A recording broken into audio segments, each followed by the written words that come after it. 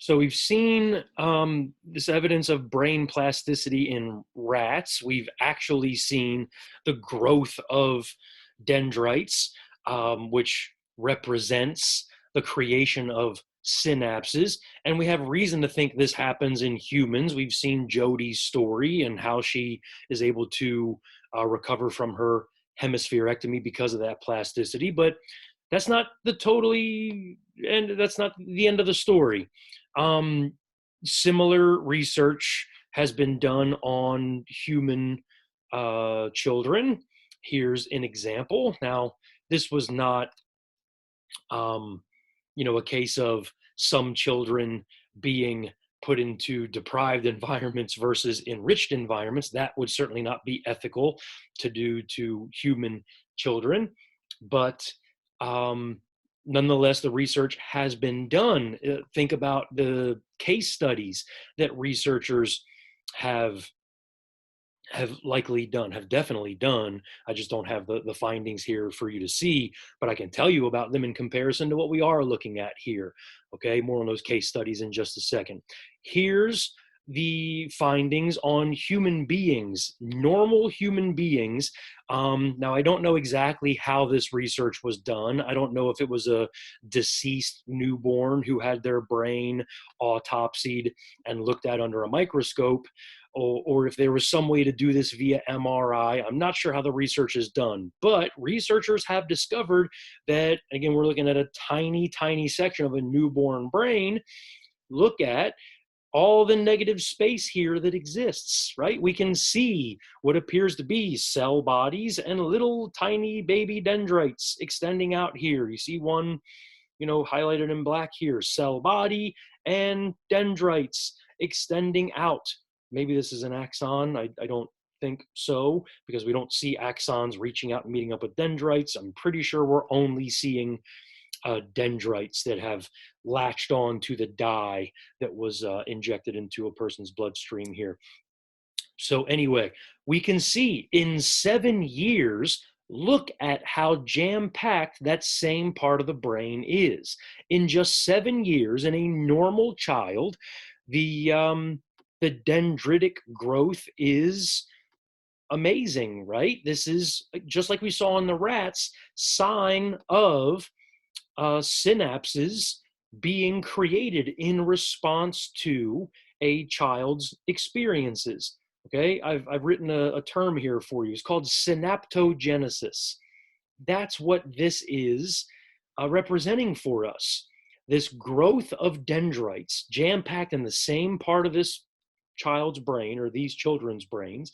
The dendritic growth represents synaptogenesis, or some people might pronounce it synaptogenesis. Big fancy word, but it's not that crazy. Let's break it down. Synapto, the prefix here, the first half of the word, refers to synapses, the creation or the connection between neurons. When an axon meets up with a dendrite, that's a synapse. Well, genesis, you might know, is a word that translates to creation. In many religions, they have Genesis stories. It's a story of creation. So this word literally means creation of synapses. There's part of our human brain development, and it apparently happens in rats too.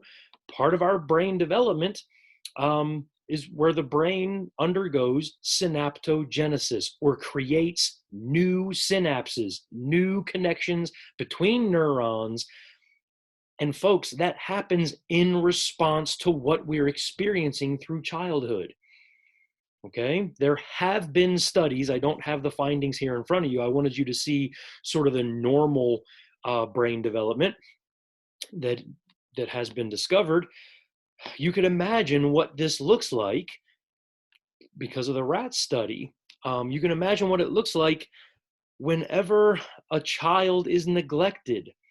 Of course, there are these cases that happen in human history where a child is left in a cage or left abandoned in a household, or when the Soviet Union had fallen, there were parts of Eastern Europe that were just so taken with poverty. People were so destitute and poor and starving that there were these terrible stories of children having parents who died or maybe abandoned them or whatever. And the child would sometimes be raised by dogs or wolves or whatever. And eventually, somebody would find this child, and they would be eventually discovered by researchers who would, among other things, do research on these children's brains to see how they have developed even throughout their severe neglect and abandonment and malnourishment and so forth. And you're probably not going to be surprised to learn that if we looked at those neglected children's brains in a state like this, you would not see all the dendritic growth that we're seeing here. You would not see the explosion of dendrites over the child's early childhood, over their early life, because again, this dendritic growth, this synaptogenesis, it doesn't just happen. It's not just automatic. It happens in response to what a child is going through, just like we saw with Rosenzweig's rats. Okay? The brain is plastic, it's adaptable, it's going to wire itself and rewire itself and grow dendrites and connect new synapses. I'm just kind of being redundant there, in response to what a person or a rat goes through in their childhood. Okay, synaptogenesis, a very important part of brain development in childhood. And look, I shouldn't have to tell you after all this. Hopefully you're picking up what I'm putting down here. This is why it's so important to treat children well, to stimulate them with all sorts of things throughout childhood, to read to them early, to help them understand the world, to give them problems to solve, to not just stick them in front of a TV and assume that if they're meant to be smart, they'll grow up smart. Like, no, genetics is just a foundation for intelligence or learning ability or a person's potential. Genetics give us our foundation, but as we're seeing here, experience really matters. If a person is born with genetics that might make them the next Einstein in the world, well, that child is still going to need stimulation, meaningful stimulation and care and love and all sorts of things from that child's environment so that the brain can develop to its potential. If that child is, I've said it a couple of times already, if they're given the Harry Potter treatment and stuck in a cupboard under the stairs and not stimulated, not talked to, not hugged, not loved, not taught to be a thinker or whatever, then they're not going to experience the synaptogenesis that they were capable of. Because yes, our brain is adaptable, but it needs those experiences to adapt to. The brain needs stimulation in order to continue its development to its potential. Hopefully this is making a lot of sense for you folks. Synaptogenesis. Okay, so synaptogenesis is part of plasticity.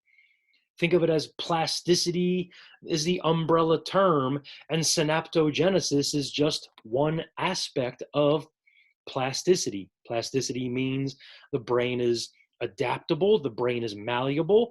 Synaptogenesis is one part of that. It's not the only part, though. We've also learned about long-term potentiation, right? LTP. Neurons, this is LTP in a nutshell. Neurons get better at doing their jobs the more they do their jobs, right? Every one of these neurons here, the more that they're made to fire, the better they're going to get at firing. right? They're going to grow their myelin sheath. The dendrites, and that would happen on the axons, right? The dendrites are going to grow their receptor sites to get better at doing its job. The neuron gets better at firing the more it fires. That's also part of plasticity. It's adaptability of the brain, right? But even that's not even the end of the story. There's one other part to plasticity that we need to understand. And to do that, we need to go back to some basics about neurons. Let me see if I can add an annotation here for you with some notes. Um, Before I go off this screen, let's speak about some other general aspects of neurons. Okay, there are different ways that neurologists talk about neurons and different parts of neurons. There's gray matter of a neuron, and there's white matter. Gray matter and white matter exist in neurons, and we should use that language ourselves. Okay? Gray matter, I don't have a whole lot of room to add notes here, so let's see if this makes sense. Gray matter in neurons is any part of a neuron structure that is not myelinated. Okay? So, like at birth, we'll see illustration in just a second that shows this. At birth, most of our neurons are nothing but gray matter. That would be cell body. It's gray. If you were able to look at a neuron under a microscope, the cell body would look gray. Well, dendrites also look gray. Dendrites are gray. And axons are gray. Axons without a myelin sheath are gray. Okay? So everything on a neuron is gray. That's gray matter in the brain. Gray matter is dendrites and unmyelinated axons and cell bodies. So what's white matter then? White matter would be the myelin on axons. Okay, we've already learned before that if this one neuron here that we're looking at, if it's used a bunch, if this brain is stimulated and this neuron fires a bunch, it's going to grow myelin. It's going to eventually be coated in a myelin sheath. Well, that would essentially turn this gray axon into white matter. Okay, so we've got gray matter in the brain, dendrites and unmyelinated axons especially, and then we've got white matter in the brain, myelinated axons. Why does that matter? Let's take a look here as I switch what you're looking at. Here we go. Some more research, this time from a guy named Giedd. You see Gied's last name here. Giedd led a research team for decades doing a longitudinal study on brain development. Okay, so for years, Giedd would have people come to his office, his laboratory, to have MRIs done. And by the way, Gied's laboratory was located, I believe, at the National Institute of Mental Health in a far off magical land called Bethesda, Maryland. Maybe you've heard of it.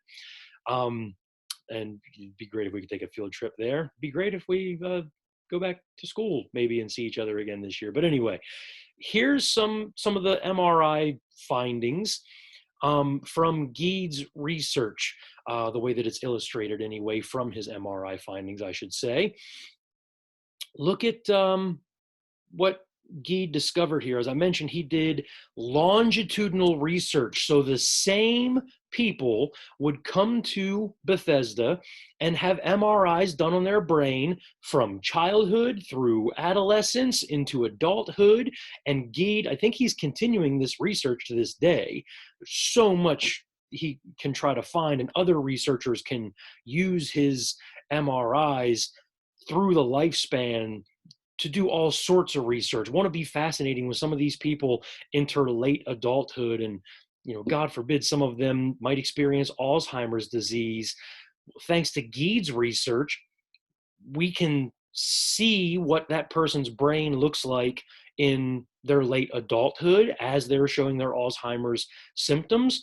But we'll also have their MRIs from childhood and adolescence and early adulthood to see if there were any differences before those Alzheimer's symptoms showed up. Like, it's fascinating what Gied's been able to do long term with his MRI research, and the amount of research that will continue that Giedd himself won't even do, but other researchers will be able to do, just because there's this continuation of MRI findings.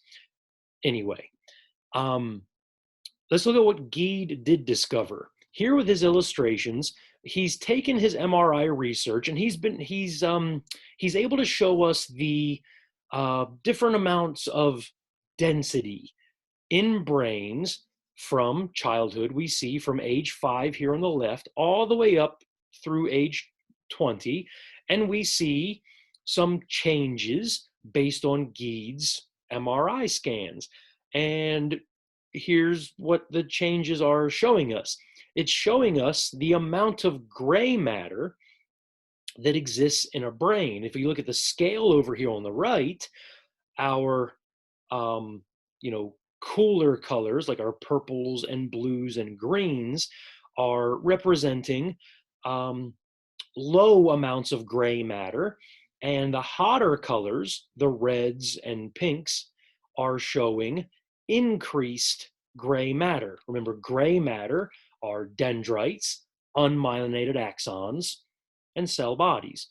Okay, so generally we're seeing with Giedd that in childhood, there's a whole lot more gray matter than there is in our early 20s. So when we're born, we have a bunch of gray matter in the brain.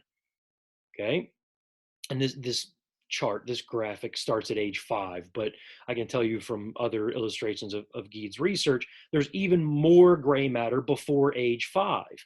Lots of reasons to think when we come out of the womb, our brains are mostly gray matter.